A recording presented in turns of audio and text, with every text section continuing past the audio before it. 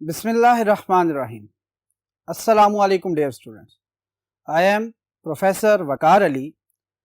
आज हम lecture number 1 chapter number 9 file handling का इंट्रोडक्शन डिस्कस करेंगे। नाम से ही जाहिर है कि अब हमने अपने प्रोग्रामिंग लैंग्वेज के साथ फाइल्स को लिंक करवाना है। फाइल्स को लिंक करवाते हुए हैंडलिंग करनी है कि किस तरह हम फाइल्स को प्रोग्राम के साथ लिंक कर सकते हैं और लिंक करने के लिए कौन कौन से हैंडलर इस्तेमाल किए जाएंगे, या किस तरह से हम फाइल्स को प्रोग्राम के साथ लिंक करेंगे और उसके ऊपर डिफरेंट ऑपरेशंस परफॉर्म करेंगे। फाइल हैंडलिंग में सबसे पहली जो बात करनी है वो किस चीज की है इंट्रोडक्शन के अंदर, कि फाइल क्या है। लेकिन उससे भी पहले जो डिस्कशन है वो ये है, जितनी भी इनपुट थी वो कहां से दी जा रही थी, कीबोर्ड के जरिए, और जितने भी आपकी आउटपुट थे वो आपको आउटपुट स्क्रीन पे नजर आ रही थी। यानी कि अगर आपने 10 नंबर इनपुट करने हैं तो वो 10 नंबर कीबोर्ड से इनपुट करेंगे। अगर आपने 100 ऑफ नंबर्स इनपुट करने हैं तो वो भी आप किससे करेंगे, कीबोर्ड से करेंगे। हमारे कीबोर्ड से इनपुट के जो नुकसानात थे, जो डिसएडवांटेज थे, वो क्या क्या थे वो देखते हैं। फॉर एग्जांपल सबसे पहले बात करते हैं कि जी जब तक यूजर तमाम की तमाम इनपुट नहीं कर लेता, आपका प्रोग्राम जो है वो फर्दर प्रोसेसिंग नहीं कर सकता। अगर फॉर एग्जांपल एक शख्स, एक यूजर इनपुट करने में बहुत ज्यादा स्लो है तो क्या होगा, सबसे ज्यादा टाइम उसका किस पे कंज्यूम होगा, आपकी इनपुट के ऊपर। फिर दूसरी बात इसी से रिलेटेड कि अगर हम आउटपुट को फर्दर किसी प्रोसेसिंग के लिए इस्तेमाल करना चाहते हैं तो जो स्क्रीन पर आउटपुट है उसे स्टोर नहीं किया जा सकता, परमानेंटली नहीं वो होती, क्योंकि वो तो टाइम द बीइंग होती है, रैम से डायरेक्ट आपको आउटपुट डिस्प्ले करती है और उसके बाद जब हम आउटपुट स्क्रीन को क्लोज करते हैं तो वो मेमोरी के अंदर जो उससे रिलेटेड डाटा है वो भी क्या हो जाता है, खत्म हो जाता है। कहता है इस पर्पस के लिए, फॉर एग्जांपल एक तो बहुत बड़ी इनपुट के लिए आपको दूसरा नुकसान ये होता है कि आप कोई नंबर इनपुट कर रहे थे 100 और आपने इनपुट करते हुए कोई एक नंबर गलत दे दिया, तो नुकसान क्या है कि वो 100 के 100 नंबर की जो प्रोसेसिंग होने के बाद रिजल्ट्स आने थे वो सब के सब क्या हो जाएंगे, रॉन्ग हो जाएंगे, गलत हो जाएंगे। बात क्लियर हुई। और ये जो बात है वो इस चीज को इंडिकेट कर रही है कि आपके एरर्स जो उनसे आ रहे हैं वो लॉजिकल एरर आ रहे हैं। अब कहते हैं इससे बचने के लिए आपको क्या टेक्निक प्रोवाइड की गई, फाइल हैंडलिंग को इस्तेमाल किया। एक नया जो सा कॉन्सेप्ट बिल्ड किया गया, किसके लिए, प्रोग्रामिंग के साथ, ताकि जब भी आपने कोई बहुत बड़ी इनपुट करनी है तो आप क्या करें, फाइल से उसे इनपुट लें, फिर उसके ऊपर प्रोसेसिंग करें। प्रोसेसिंग करने के बाद जब रिजल्ट आए और अगर उसे हमने फर्दर कहीं इस्तेमाल करना है तो क्या किया जा सकता है, उसे किसी न किसी फाइल के अंदर ही स्टोर करना है। यानी कि इनपुट का मतलब यह है कि फाइल में इनपुट पड़ी हुई है, सारा का सारा डाटा पड़ा हुआ है, प्रोग्राम क्या करेगा, खुद ब खुद उस डाटा को रीड कर लेगा। इसका मतलब है जब कोई भी प्रोग्राम फाइल से रीड कर रहा है तो इसका मतलब है रीडिंग बेसिकली किसके मुतरादिफ है, इनपुट के। और जब भी प्रोग्राम आउटपुट कर रहा है तो वो आउटपुट कहां जाके स्टोर होगी, फाइल के अंदर। इसका मतलब है आउटपुट बेसिकली क्या कहलाती है, राइट कहलाती है, कि फाइल में राइट किया जा रहा है। यहां तक बात क्लियर। ये तो वो बेसिक कॉन्सेप्ट था जो कि ये बता रहा था कि फाइल हैंडलिंग की नीड क्या है, जरूरत क्या है, क्यों हम अपने प्रोग्राम्स के अंदर फाइल को इस्तेमाल करना चाह रहे हैं। यहां तक बात क्लियर होगी। और सबसे बढ़कर एक जो मेन चीज है वो क्या है, यूजर की speed as compare to computer system बहुत ज्यादा स्लो है। यानी कि कंप्यूटर अगर यूजर से इनपुट ले रहा है तो वो कंप्यूटर इनपुट लेते हुए अपनी प्रोसेसिंग स्लो करेगा, बाकी सारी की सारी वो एक तरतीब से कर रहा है। लेकिन वही इनपुट अगर कंप्यूटर के अंदर मौजूद एक फाइल से मिल जाए तो ऑटोमेटिकली इसकी स्पीड क्या हो जाएगी, बहुत ज्यादा फास्ट। अब हम चलते हैं फाइल हैंडलिंग और इसके इंट्रोडक्शन की तरफ कि फाइल्स क्या हैं, इसके जो उनसे हैंडलिंग किस तरह की जाती है, इसकी डिफरेंट फाइल्स जो सी हैं वो कौन कौन सी एग्जिस्ट करती हैं, उनके दरमियान बेसिक डिफरेंस क्या है। चले मूव करते हैं टुवर्ड्स फाइल। फाइल के बारे में क्या कहता है, कहता है collection of bytes stored on a secondary storage device like hard disk. क्या कहते हैं, फाइल क्या है, कहते हैं कलेक्शन ऑफ बाइट्स है। अब जरा गौर कीजिएगा, यहां तक की अगर बात की जाए ना कलेक्शन ऑफ बाइट्स की, तो एरे की डेफिनेशन भी बिल्कुल इसी तरह बन रही होती है, लेकिन वो कहां पे स्टोर होती है, placed in a memory location. कौन सी मेमोरी, रैम के अंदर, यानी कि टेम्परेरी मेमोरी के अंदर। लेकिन अगर फाइल की बात करें तो कहां पे स्टोर हो रही है, फाइल आपकी परमानेंट स्टोरेज पे, जैसे कि हार्ड डिस्क होगी, जैसे कि पोर्टेबल हार्ड ड्राइव होगी, जैसे कि यूएसबी वगैरह होगी, जैसे कि सीडीज, डीवीडीज, ब्लू रे वगैरह होगी, जितने भी ऑप्टिकल ड्राइव्स है या मैग्नेटिक टेप वगैरह को अगर हम इस्तेमाल कर रहे हैं आज के दौर में भी, तो फिर वो जो कि नापैद हो चुकी है एक तरह से। इसका मतलब है सबसे मेन जो हमारी इस वक्त परमानेंट स्टोरेज डिवाइसेस इस्तेमाल की जाती है, उसमें सबसे ज्यादा इस्तेमाल होने वाली परमानेंट स्टोरेज आपकी हार्ड डिस्क है। ठीक हो गया, इसलिए वो क्या कह रहा है, कलेक्शन ऑफ बाइट्स जो कि आपकी परमानेंट स्टोरेज डिवाइस पे स्टोर हुए होते हैं, वो आपकी क्या कहलाती है, एक सिंगल फाइल कहलाती है। याद रखिएगा फाइल डिफरेंट तरह की होती हैं और उनकी इंटरप्रिटेशन भी क्या होती है, डिफरेंट होती है, उनकी समझ बूझ भी डिफरेंट होती है, उनको हम प्रोसेस भी डिफरेंट तरीके से करते हैं। फॉर एग्जांपल हम इंटरप्रिटेशन की अगर बात करें टेक्स्ट डॉक्यूमेंट्स की, टेक्स्ट फाइल की, जिसके अंदर हमने कैरेक्टर्स लिखे हुए हैं, जिसके अंदर हमने वर्ड्स लिखे हुए हैं, फ्रेजेस लिखे हुए हैं, सेंटेंसेस लिखे हुए हैं, पैराग्राफ्स लिखे हुए हैं, तो लिहाजा उनको प्रोसेस करते हुए कैरेक्टर बाय कैरेक्टर प्रोसेस कर सकते हैं, वर्ड बाय वर्ड कर सकते हैं, सेंटेंस बाय सेंटेंस कर सकते हैं, या पैराग्राफ बाय पैराग्राफ कर सकते हैं। ये तो टेक्स्ट डॉक्यूमेंट था। फॉर एग्जांपल अगर आपके पास आ गया डेटाबेस, डेटाबेस क्या है, रिलेटेड डाटा को अपने पास स्टोर कर रहा होता है, और रिलेशनल डेटाबेस में आपका डाटा रोज और कॉलम्स की फॉर्म में स्टोर हुआ होता है, जिसमें कॉलम्स एक फील्ड होती है और रो एक रिकॉर्ड होता है। लिहाजा हम जब इंटरप्रेट करते हैं तो उसे किस फॉर्म में करते हैं, फील्ड्स एंड रिकॉर्ड्स, यानी कि रोज एंड कॉलम्स की फॉर्म में कर लेते हैं। Rows mean record, columns mean fields. यहां तक बात क्लियर होगी, ठीक हो गया। आगे चलते हैं, कहते हैं ग्राफिक्स की बात करें, ये जो हमारे इमेजेस होती हैं, जो पिक्चर्स होती हैं, कैमरा से ली गई हैं या किसी भी चीज से, कहता है इसको जब मैनिपुलेट किया जा रहा होता है तो हम किसकी फॉर्म पे कह रहे होते हैं, पिक्सल्स की बेस पे। Pixel stands for picture element, pixel stands for picture element, यानी कि हमें किसी पिक्चर के अंदर जो एक स्मॉल टाइनी डॉट नजर आ रहा होता है वो एक पिक्सल कहलाता है। यहां तक बात क्लियर होगी कि अगर जो है आपका टेक्स्ट डॉक्यूमेंट है, यानी कि अगर आपका टेक्स्ट डॉक्यूमेंट है तो आप क्या देखते हैं, कैरेक्टर, वर्ड, सेंटेंस, फ्रेजेस या फिर पैराग्राफ्स। अगर आपके पास डेटाबेस है तो आप किस चीज को देखते हैं, फील्ड्स और रिकॉर्ड्स को। और अगर आप ग्राफिक इमेज की बात कर रहे हैं तो फिर आप किसको देख रहे होंगे, पिक्सल्स के जरिए उसे मैनिपुलेट कर रहे होंगे, इंटरप्रेट कर रहे होंगे। फॉर एग्जांपल ये जो आपका कैमरा है ये 5 मेगापिक्सल्स लेता है, ये कैमरा जो है 40 मेगापिक्सल लेता है। हम अक्सर मोबाइल्स लेने जाते हैं तो हम कैमरा के किस तरह आइडेंटिफाई करते हैं, पिक्सल्स की बेस पे, कि कितने नंबर ऑफ पिक्सल्स, कितने मेगापिक्सल्स। उनसे जितने ज्यादा मेगापिक्सल होते हैं उसका मतलब है उतनी ही बेहतर क्वालिटी का होता है। यहां तक बात क्लियर होगी कि जब भी हम इमेज की क्वालिटी की बात करेंगे तो हम किसकी तरफ जाएंगे, पिक्सल्स की तरफ। यहां तक बात क्लियर होगी। अब हम मूव करते हैं टुवर्ड्स नेक्स्ट बोर्ड और हम आगे फर्दर देखते हैं कि फाइल हैंडलिंग और बाकी कॉन्सेप्ट किस तरह वर्क करते हैं। चले मूव करते हैं टुवर्ड्स नेक्स्ट बोर्ड। जी बेटा, अब देखिए हम बात करेंगे वो कॉन्सेप्ट जो कि क्या था, फाइल हैंडलिंग का। हमने पहले बात की कि फाइल क्या है, कलेक्शन ऑफ बाइट्स है। अब हम डिस्कशन करेंगे इन फाइल्स को प्रोग्रामिंग लैंग्वेज के साथ कैसे हैंडल किया जाता है। जरा गौर कीजिएगा, पहला सेंटेंस क्या है, कहता है concept is used for storing data permanently in computer. अब फाइल हैंडलिंग का यहाँ पे कॉन्सेप्ट क्या है, कहते हैं कि जी अपने कंप्यूटर सिस्टम के अंदर जो आपने डाटा को परमानेंटली स्टोर करवाना है वो कॉन्सेप्ट क्या, आपका फाइल हैंडलिंग का कॉन्सेप्ट है। लेकिन मेक श्योर कि अभी हमने इसको लिंक किसके साथ करना है, प्रोग्रामिंग के साथ, क्योंकि हमारा ये सारा का सारा लिंक किसके साथ चल रहा है, प्रोग्रामिंग के हवाले से।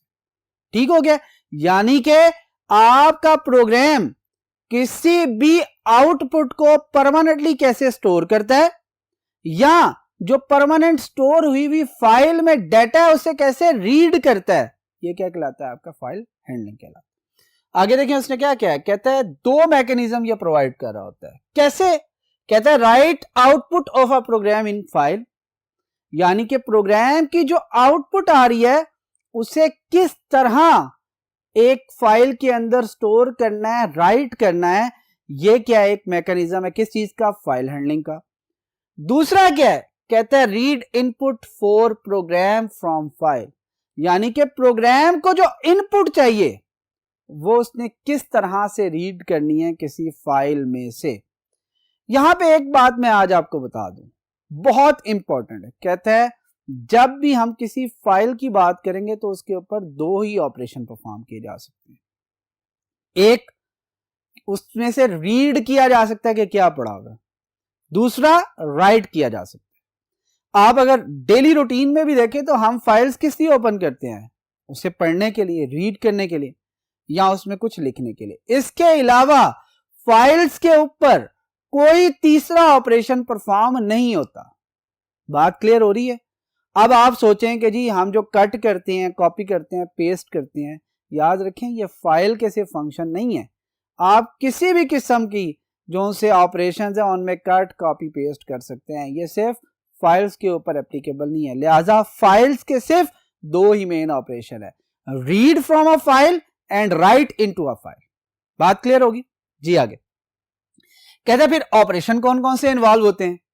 कहता है जरा गौर कीजिएगा, मैंने किसी फाइल को कंप्यूटर सिस्टम पे क्या करना है, रीड करना है या राइट करना है। ये मैं पहले बता चुका हूं कि दो ऑपरेशन परफॉर्म है।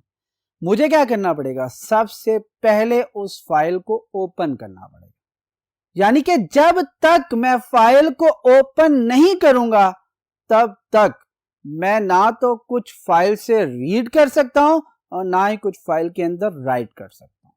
बात क्लियर होगी। इसका मतलब है जो भी दो ऑपरेशन है, चाहे रीड करना है या राइट करना है, सबसे पहला टास्क क्या होगा, आप फाइल को ओपन करेंगे। दूसरा टास्क क्या है, या तो आप रीड कर रहे होंगे या राइट कर रहे होंगे। और तीसरा कहता है कि जब आप ये सारे काम कंप्लीट कर लेंगे तो एट द एंड उस फाइल को क्या कर देंगे, क्लोज कर देंगे। और कहता है यही जब हम प्रोग्रामिंग कर रहे होंगे तो प्रोग्रामिंग के अंदर भी अगर हमने रीड या राइट के एक्शन परफॉर्म करने हैं तो हम सबसे पहला काम क्या करेंगे, हम सबसे पहले फाइल को ओपन करेंगे, उस पे रीड या राइट के ऑपरेशन परफॉर्म करेंगे और फिर उसके बाद याद रखिएगा उस फाइल को क्लोज कर देंगे। बात क्लियर होगी यहां तक। आगे चलते हैं।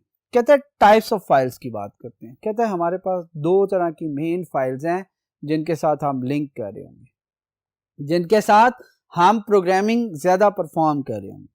एक आपकी कौन सी फाइल्स हैं, टेक्स्ट फाइल्स, और दूसरी आपकी कौन सी फाइल्स हैं, binary files. One by one इन्हें देखते हैं कि जी टेक्स्ट फाइल्स क्या हैं, बाइनरी फाइल्स क्या हैं और इन दोनों में बेसिक डिफरेंसेस क्या हैं, इनको देखते हैं। टेक्स्ट फाइल्स की बात करते हैं।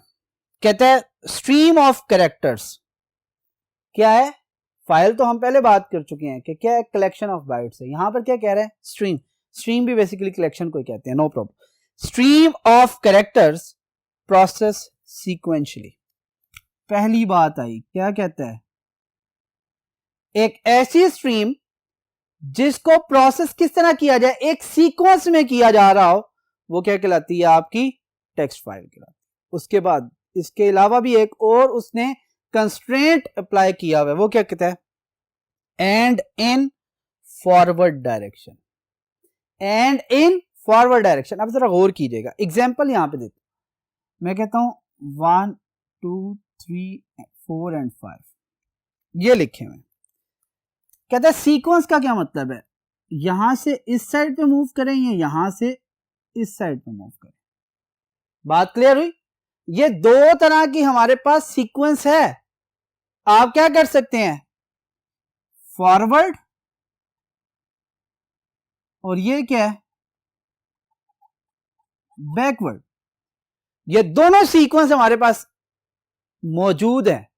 लेकिन क्या कहता है, टेक्स्ट स्ट्रीम के अंदर सबसे पहली चीज क्या है, कहता है जो स्ट्रीम ऑफ कैरेक्टर है, एक क्या होगी, प्रोसेस होगी सीक्वेंशियली, एक सीक्वेंस के अंदर। और दूसरा क्या है, कहता है वो सीक्वेंस जो होगा वो क्या होगा, फॉरवर्ड डायरेक्शन होगी, वो बैकवर्ड डायरेक्शन नहीं होगी। बात क्लियर होगी? यानी कि एक स्ट्रीम है कैरेक्टर की, उसे स्टार्ट से हमने स्टार्ट करना है और एंड तक मूव करना है, सेंटर में कहीं नहीं रुकना, वन बाय वन जो कैरेक्टर्स हैं उन्हें प्रोसेस करते जाए। क्लियर हो गया? दूसरा क्या कहता है, जो टेक्स्ट फाइल होती है वो यूजुअली ओपन की जाती है एक सिंगल ऑपरेशन परफॉर्म करने के लिए। टेक्स्ट फाइल एक सिंगल ऑपरेशन परफॉर्म करने के लिए की जाती है। देखें मैंने क्या कहा था, दो ही ऑपरेशन होते हैं, रीड या राइट। एक तीसरी चीज यहां पे आपको नजर आ रही होगी, अपेंड। अब आप सोचेंगे सर ने तो कहा था कि जी दो ही ऑपरेशन परफॉर्म होते हैं, रीड या राइट। याद रखिएगा अपेंड भी बेसिकली राइट ही है, लेकिन है क्या, कहता है जो पहले लिखा हुआ है अगर उसके एंड से और आगे लिखना शुरू कर दें या राइट करना शुरू कर दें तो ये क्या है कि जो पहले से मौजूद डाटा है उसके साथ मैंने न्यू डाटा अपेंड कर दिया, ऐड कर दिया, ज्वाइन कर दी। बात क्लियर होगी? अपेंड का मतलब भी बेसिकली राइट करना ही है, लेकिन एग्जिस्टिंग डाटा जहां पर एंड हो रहा है उससे आगे। यहां तक बात क्लियर होगी? कोई इश्यू तो नहीं है? ठीक। अब यहां पे देखें दो पॉइंट्स हमने टेक्स्ट फाइल के पढ़े हैं। पहला पॉइंट उसने लिखा है टेक्स्ट फाइल के अंदर कि स्ट्रीम ऑफ कैरेक्टर है जो कि प्रोसेस की जाती है सीक्वेंशियली और फॉरवर्ड डायरेक्शन के अंदर। बात क्लियर होगी? और दूसरा पॉइंट क्या है, कहता है कि एक फाइल एक वक्त में किसी एक काम के लिए ओपन होगी, चाहे आप उसे रीड करवाएं चाहे आप उसे राइट कराएं। या राइट की जो एनहेंस्ड फॉर्म है कि जी पहले से मौजूद डाटा के साथ नया डाटा राइट कर दें, वो अपेंड है। यहां तक बात क्लियर होगी? गुड। अब हम फर्दर जो इसके पॉइंट्स है उसके लिए मूव करते हैं टुवर्ड्स नेक्स्ट पोर्ट। चले आइए चलते हैं जी। डियर स्टूडेंट्स, हम दो पॉइंट्स डिस्कस कर चुके हैं टेक्स्ट फाइल से रिलेटेड। पहला यह था कि स्ट्रीम ऑफ कैरेक्टर्स जो सी है वो क्या होनी चाहिए, सीक्वेंस में प्रोसेस होनी चाहिए और फॉरवर्ड डायरेक्शन में होनी चाहिए। और दूसरी बात यह डिस्कस की है कि जी फाइल हमेशा किसी एक ऑपरेशन को परफॉर्म करवाएगी, यानी कि या तो रीड कर सकते हैं या राइट कर सकते हैं या फिर अपेंड कर सकते हैं। अब थर्ड पॉइंट की तरफ चलते हैं जो सबसे टॉप पे लिखा हुआ है, कहता है रीड और right one character at a time. कहता है टेक्स्ट फाइल बेसिकली क्या करती है, एक वक्त में एक कैरेक्टर को रीड या एक ही कैरेक्टर को राइट करवा सकती है। आगे जाके फर्दर जब हम देखेंगे तो हमारे पास डिफरेंट फंक्शंस हैं जो कि क्या करते हैं, लाइन बाय लाइन भी रीड करवा सकते हैं, वर्ड बाय वर्ड या स्ट्रीम बाय। आगे जाके हम फर्दर देखेंगे कि जी हमारे जो फंक्शंस एग्जिस्ट कर रहे हैं प्रोग्रामिंग लैंग्वेज के अंदर, वो लाइन बाय लाइन भी रीड करवा सकते हैं या राइट करवा सकते हैं, और फिर स्ट्रिंग बाय स्ट्रिंग यानी कि वर्ड बाय वर्ड भी रीड और राइट करवा सकते हैं। फिर ये आपका जो सेंटेंस है लिखा हुआ रीड और राइट कैरेक्टर बाय कैरेक्टर, ये तो इग्नोर कर दिया उसने। याद रखिएगा ऐसा नहीं, बैकएंड पे जब फाइल को रीड या राइट किया जा रहा होगा तो वो कैरेक्टर बाय कैरेक्टर ही होगा, वो कैरेक्टर बाय कैरेक्टर ही होगा। यानी कि अगर स्ट्रिंग रीड करनी है तो क्या किया जाएगा, अगर उसे बताया जाएगा ना कि मैंने लाइन के पहले 10 कैरेक्टर को रीड करना है तो वो 10 कैरेक्टर इकट्ठे नहीं उठा के लाएगा। बजायर हमें नजर आ रहा होगा कि जी इकट्ठी एक स्ट्रिंग है, लेकिन बैकएंड पे उसने वन बाय वन कैरेक्टर को ही रीड करके 10 कैरेक्टर्स जो से हैं 10 कैरेक्टर्स जो से उनको कंपाइल किया। यहां तक बात क्लियर होगी? ठीक। नेक्स्ट चलते हैं। कहता है कैरेक्टर ट्रांसलेशन में है कर। कहता है याद रखिएगा टेक्स्ट स्ट्रीम है, क्योंकि टेक्स्ट फाइल है तो इसमें ट्रांसलेशन होती है, रीडिंग के टाइम पे भी और राइटिंग के टाइम पे। अब जरा गौर करें, हम ये बात करते हैं कि जब हम फाइल के अंदर पहली लाइन खत्म करके दूसरी लाइन पे जाना चाह रहे होते हैं तो एंटर की प्रेस करते हैं। एंटर यानी कि कैरेज रिटर्न होता है, या इसे लाइन फीड भी कहा जाता है कि नई लाइन ऐड कर लें, नई लाइन पे मूव कर दें, ये सारी चीजें। कहते हैं उसको बेसिकली आपका प्रोग्राम कैसे रीड करता है या राइट करता है। कहता है अगर तो कैरी रिटर्न उसे मिला है उसे न्यू लाइन के तौर पे वो ले लेगा, या फिर न्यू लाइन मिला है तो उसे किस में चेंज कर लेगा, लाइन फीड के तौर पर या कैरी रिटर्न के तौर पर, या इन दोनों का मिक्सचर भी वो इस्तेमाल कर सकते हैं। ये आपको याद रखें, ये क्या हो रहा है, बेसिकली आपकी ट्रांसलेशन हो रही है टेक्स्ट स्ट्रीम्स की, टेक्स्ट फाइल्स की। समझ आ रही है? यानी कि जब आपका प्रोग्राम कोई आउटपुट देगा और उसे फाइल के अंदर राइट किया जा रहा होगा, तो वो जो 10 लाइंस हैं वो जाकर 10 लाइंस में ही स्टोर होगा। यानी कि जो आउटपुट की पहली लाइन है वो फाइल के अंदर पहली लाइन, जो आउटपुट की दूसरी लाइन है वो फाइल के अंदर दूसरी लाइन, एंड सो ऑन। यानी कि जो 10वीं लाइन होगी प्रोग्राम के आउटपुट की वो आपकी फाइल के अंदर 10वीं लाइन के तौर पर ही राइट की जाएगी। लिहाजा यहां से जो नेक्स्ट लाइन है या न्यू लाइन का कॉन्सेप्ट है वो फाइल में जाके कैरी रिटर्न या लाइन फीड का कॉन्सेप्ट बन जाएगा। और जब आप रीड कर रहे होंगे तो जब पहली लाइन कंप्लीट होगी उसके बाद उसे क्या मिलेगा, कैरी रिटर्न, वो इसे यहां पर लाकर किस में कन्वर्ट कर देगा, न्यू लाइन के तौर पे। ठीक हो गया।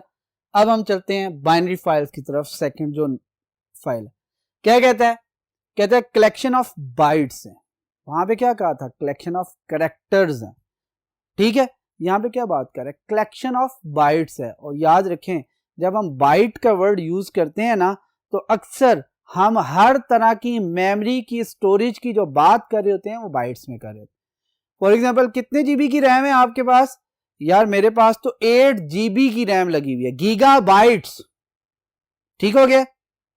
आपके पास हार्ड डिस्क कितनी है, तो पता चलता है मेरे पास तो 1 टेराबाइट की हार्ड डिस्क है। इसका मतलब है कि हमारी जितनी भी मैनिपुलेशन होती है खासकर स्टोरेज के हवाले से, हम जो बात करते हैं वो किस में करते हैं, इन टर्म्स ऑफ बाइट्स। इसीलिए बाइट सबसे ज्यादा इस्तेमाल होने वाला आपका यूनिट है स्टोरेज का। क्यों है, कहता है उसकी वजह यह है कि बाइट के अंदर एक सिंगल कैरेक्टर स्टोर करने की सलाहियत होती है। एक बाइट मींस 8 बिट्स, 8 बिट्स मिलकर क्या करते हैं, एक बाइट बनाते हैं। वो एक बाइट याद रखिएगा एक सिंगल कैरेक्टर को स्टोर करने के लिए इस्तेमाल किए जा रहे हैं। इसीलिए उसने यहां पे क्या लिखा है, 1 byte is equivalent to 1 character. इसका मतलब है अगर नंबर ऑफ बाइट्स 8 हैं हमारे आउटपुट फाइल के अंदर तो टोटल नंबर ऑफ कैरेक्टर्स भी कितने होंगे, 8। 100 बाइट है तो 100 कैरेक्टर, 200 बाइट्स हैं तो 200 कैरेक्टर। यहां तक बात क्लियर होगी। आगे चलते हैं। कहता है रेफर्ड एज कैरेक्टर स्ट्रीम। इसे कैरेक्टर स्ट्रीम कहा जा सकता है, रेफर किया जा सकता है, लेकिन क्या कहता है, बट विद सम डिफरेंसेस, लेकिन कुछ ना कुछ डिफरेंस इसमें मौजूद है। वो डिफरेंस क्या है, 2 मेन डिफरेंस है, उनको हम देखते हैं। जैसे कि पहली बात क्या कहता है, कहता है no special processing of the data. क्या मतलब है इसका, ये बड़ा इंपॉर्टेंट है। कहता है जो स्पेशल प्रोसेसिंग होती है, जिस तरह अभी हम ऊपर टेक्स्ट स्ट्रीम के अंदर पढ़ के आए हैं, क्या था कि न्यू लाइन या तो लाइन फीड में कन्वर्ट होती है या कैरी रिटर्न में। ठीक है, किस टाइम पे, राइट करते हुए, और रीड करते हुए वही कैरी रिटर्न या लाइन फीड किस में कन्वर्ट होती है, आपके न्यू लाइन के अंदर। या इसके अलावा और भी जितनी भी उसकी ट्रांसलेशंस होती हैं वो ट्रांसलेशन बाइनरी स्ट्रीम के अंदर नहीं होती। क्यों नहीं होती, उसे पता है कि एक बाइट के अंदर एक सिंगल कैरेक्टर स्टोर हो रहा है, लिहाजा बाइट को कन्वर्ट करें तो डायरेक्ट हमें एक सिंगल कैरेक्टर मिल जाएगा। यहां तक बात क्लियर होगी। नेक्स्ट देखें, कहता है no constructs on the file may be read और राइट इन एनी मैनर। अब ये बड़ा इंपॉर्टेंट पॉइंट है। वहां पे हमने पहला पॉइंट क्या पढ़ा था, स्ट्रीम ऑफ कैरेक्टर्स है। सीक्वेंस में आपका क्या होता है, प्रोसेस होता है, और उसके साथ साथ सीक्वेंस में प्रोसेस होने के साथ साथ जो हमने एक पॉइंट पढ़ा था फॉरवर्ड डायरेक्शन। यहां पे क्या कह रहा है, कहता है जी कोई कंस्ट्रक्ट नहीं है, कोई कंस्ट्रेंट नहीं है। ठीक है, जिस तरह उसके ऊपर रूल अप्लाई किए गए हैं टेक्स्ट फाइल के ऊपर, यहां पर रूल्स नहीं है। आप क्या कर सकते हैं, आप किसी भी लोकेशन से रीड कर सकते हैं, आप किसी भी लोकेशन पे राइट कर सकते हैं, आप फॉरवर्ड डायरेक्शन में रीड कर सकते हैं, आप बैकवर्ड डायरेक्शन में रीड कर सकते हैं, आप फॉरवर्ड डायरेक्शन में राइट कर सकते हैं, आप at the end of the file write कर सकते हैं, at the beginning of the file write कर सकते हैं। किसी भी लोकेशन से आप रीड और राइट कर सकते हैं और किसी भी डायरेक्शन में मूव कर सकते हैं। यानी कि बैकवर्ड मूव भी कर सकते हैं और फॉरवर्ड मूव भी कर सकते हैं। यहां तक बात क्लियर होगी। आगे देखें क्या कहता है, यहां पे जरा देखें, उसने उसी पॉइंट को दोबारा एक्सप्लेन किया कि प्रोसेस सीक्वेंशली एंड रैंडमली। यहां पे आपके पास ये नहीं है कि सिर्फ आप रैंडम कर सकते हैं, आप चाहें तो एक सीक्वेंस है, यानी कि स्टार्ट से फाइल को रीड करना शुरू करें, एंड तक ले जाएं, स्टार्ट से फाइल को राइट करना चाहें, एंड तक ले जाएं। ठीक हो गया। और लास्ट पॉइंट, ये बड़ा इंपॉर्टेंट है, वहां पर हम क्या कह रहे थे, एक वक्त में एक ऑपरेशन परफॉर्म कर रहे थे टेक्स्ट के अंदर। या तो हम रीड कर सकते थे, या राइट कर सकते थे, या अपेंड कर सकते थे। यहां पे क्या कह रहा है, आप चाहे तो रीड करें चाहे राइट करें, या दोनों काम साथ में कर लें, कोई इश्यू नहीं है। बाइनरी फाइल आपको ज्यादा बेहतर और इनहैंस्ड फीचर्स प्रोवाइड कर रही है as compare to text file. Text file में एक सीक्वेंस के साथ रीड करना, यहां पे कहता है सीक्वेंस को भी छोड़ दें, आप रैंडम भी चुन से रीड कर सकते हैं। फिर वहां पे फॉरवर्ड डायरेक्शन में आप काम करते हैं, कहते हैं यहां पे आप फॉरवर्ड बैकवर्ड दोनों डायरेक्शंस में डाटा रीड राइट कर सकते हैं। फिर उसके बाद जो मेन पॉइंट है, कहते हैं वहां पर सिर्फ एक ऑपरेशन परफॉर्म कर सकते हैं एक वक्त में, यानी कि या तो रीड कर सकते हैं या राइट कर सकते हैं या अपेंड कर सकते हैं। कहता है यहां पर आपके पास साइमल्टेनियसली मल्टीपल ऑपरेशंस परफॉर्म कर सकते हैं, यानी कि आप रीड भी कर सकते हैं और फाइल के अंदर राइट भी कर सकते हैं। यहां तक बात क्लियर होगी। उम्मीद है बेटा कि आज का लेक्चर आपको समझ आ चुका होगा। इंशाअल्लाह नेक्स्ट लेक्चर में आपसे फिर मुलाकात होगी। Thank you. Allah Hafiz.